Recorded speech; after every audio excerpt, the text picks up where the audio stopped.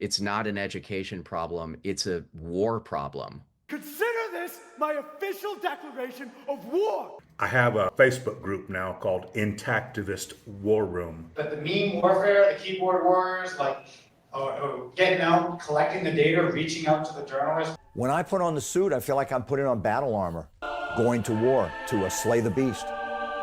Everyone who defends circumcision is the voice of the beast. And I need justice, and this was an act of war against me. And I will recruit an army from our generation to wage it. Okay, I get it. In America, there is a war culture. We are always at war. America has the largest spending on its military in the world. It was shoved down your throat with video games that you used to play. Remember Call of Duty back in the 2000s? Super great time.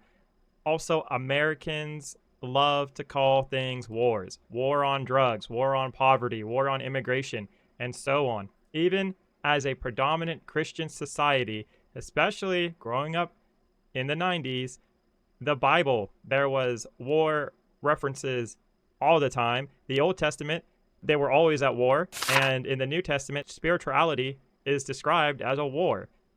War is seen as sexy and manly. It's seen as a man's duty, even if need be, to go leave home and fight for his country. That's why we have a draft just for men.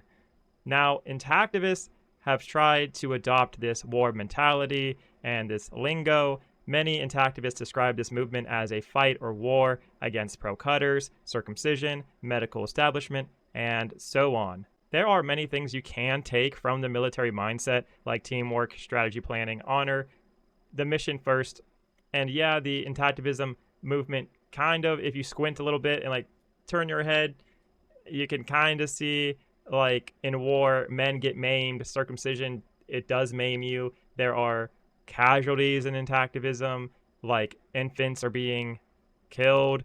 It also offers a sense of justice and vengeance, and many men that got mutilated want some kind of reparations. So the war analogy works here, and I understand why intactivists use it. However, the devil deals in facts, God deals with truth. So here's the truth. Intactivism is nothing like war. War is a zero-sum game. You typically have a loser and a winner. Many would argue no one wins in a war. Wars are won by three ways: killing the enemy, destroying their resources, that's money, buildings, food, equipment, etc.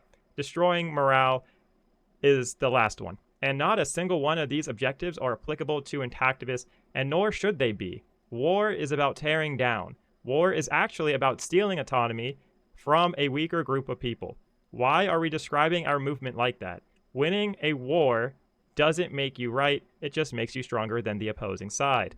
And some may say, oh, POTS, it's an expression. Then why do intactivists want more radical ways than we have now? Especially if you look at the Bloodstained Men. Most people would say their ways are pretty radical. So here are some of the tactics intactivists are trying to pull off that comes from a war book. When you're at war, you do really bad things to people, wishing for people not to be alive. You have intactivists that will literally bully people to the point of suicide. See Melina's interview on that. In a war, the biggest component of it are the soldiers. They are supposed to be hostile, obedient, and aggressive. I don't think you want intactivists acting like that, or it's going to come out as bullying. And also, paranoia. In war, you have the right to be paranoid. But this is what it ends up looking like in intactivism. You have spying and infiltrating. There are intactivists that go and make pro-circumcision content for pro-cutters in order to gain their trust to gather intel. What do they do with that intel? They keep it for future use to be used against the person later. That's all that was explained to me. Also, I have heard concerns that I need to be careful because this person or that person in the POTS group is a pro-cutter spy. Like, this is such a stupid concept and a waste of time. Like, who cares? What are pro-cutters going to do to POTS? I would argue that the damage of being paranoid of people that they may be pro-circumcision is actually more damaging than just letting the pro-circumcisers in your movement. There are intactivists who actually think that Potts is a pro-circumcision spy or double agent or whatever. None of these things are becoming of intactivists and just make us look bad. The ill effects of this war mentality does continue. When you're at war, money is no object. Intactivism has been burning money on failed projects and in many cases repeating the same failed projects costing more and more and more. Critical thinking goes out the window. Your fight or flight response kicks in. You gotta hurry and sign this petition. You got to donate here. You need to act fast. Someone said something good about circumcision. I need to verbally attack them with insults. Like, all of that isn't good. And it's also exhausting, which brings me to number 3, is a desire for a quick victory. Most wars only last a few months. Wars are sprints. This gets many intactivist groups offering a quick solution to get you to donate right now, promising to end this practice within a decade or quicker. Check out this video of Intact Global. The purpose of this is to do this as quickly as possible. This is not a lifelong mission for me. Like, this is a 2-year mission, really. I think that this can be done in the immediate future, but it requires you, internet support.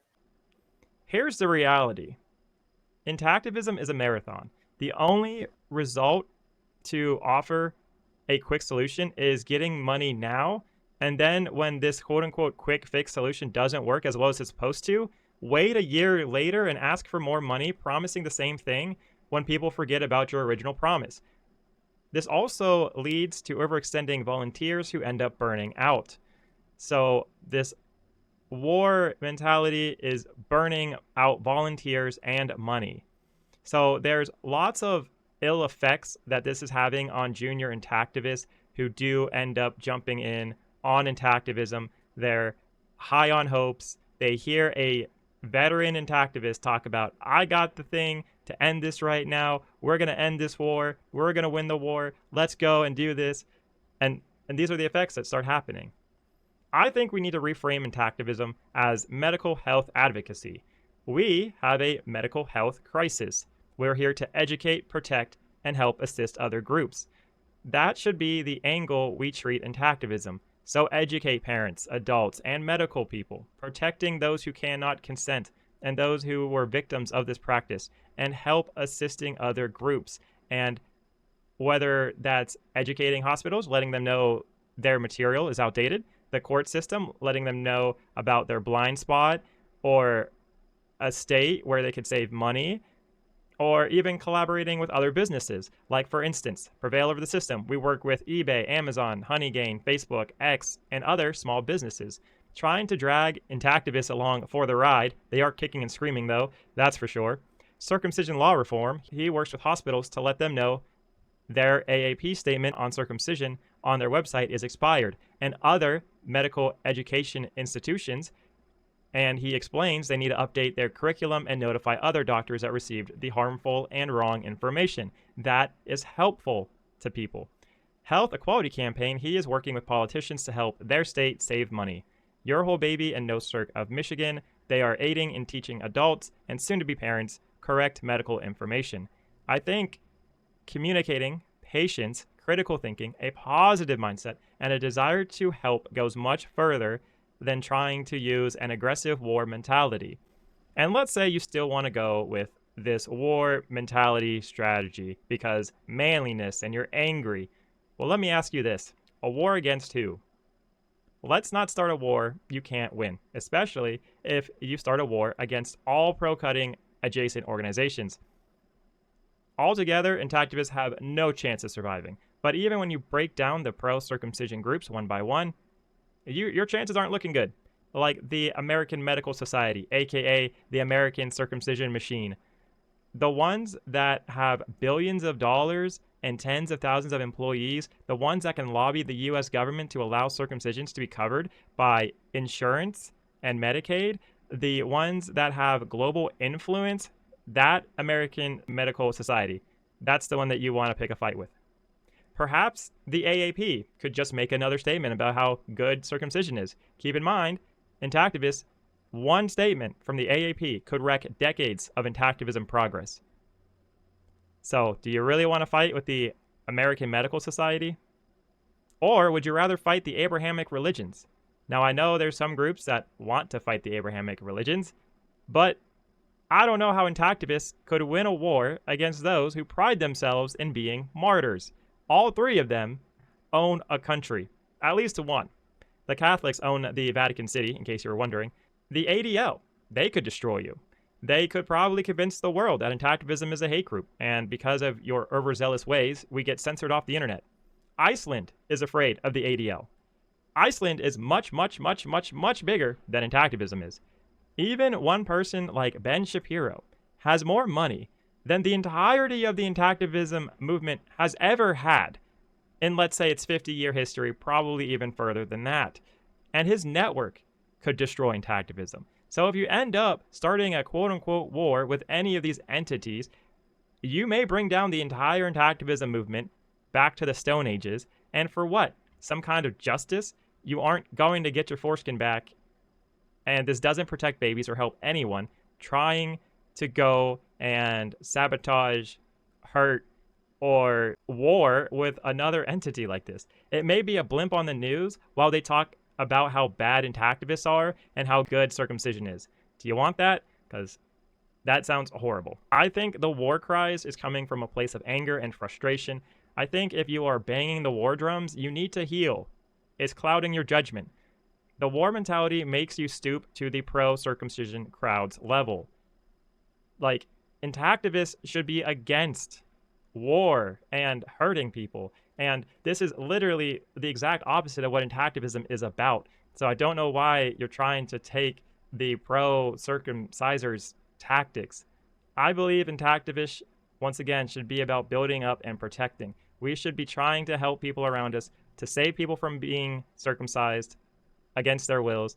I think that makes you manlier than anyone who tries to sabotage, bully, and force others to comply to your demands. But hey, let me know what you guys think in the comments. Am I just a crazy person? That is just word policing. Am I making a big deal out of nothing? You guys are such an important part of this. So let's continue this conversation down below. I definitely appreciate your feedback because I'm still thinking about this myself. So thank you guys so much for watching. Bye. Prevail over the system. We rise through precision. Uplift transition.